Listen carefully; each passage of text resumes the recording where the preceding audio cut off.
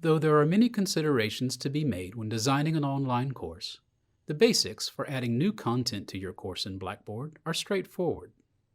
Content areas are pages that allow you to organize your files, assignments, tests, and other course materials for your students. The Build Content, Assessments, Tools, and Partner Content menus that appear at the top of a content area allow you to add course content to the page.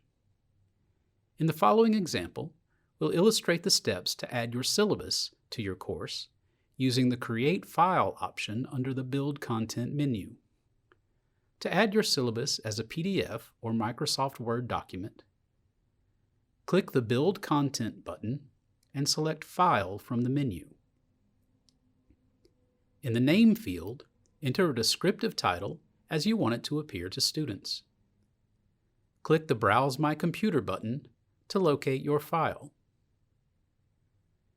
Click the Submit button in the lower right corner.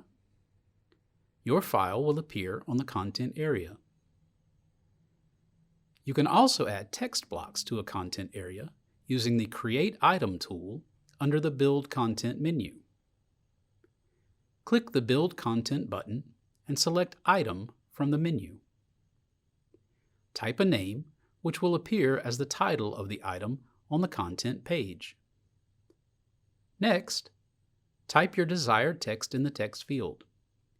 You may also use the functions in the text editor to format the text and add images, attachments, and multimedia. In the Options area below the text field, you may attach files, set viewer access, and set date availability for the item. When you are finished, click Submit at the bottom right corner of the page. Your new item will appear in the content area. To learn more, visit ualr.edu/star.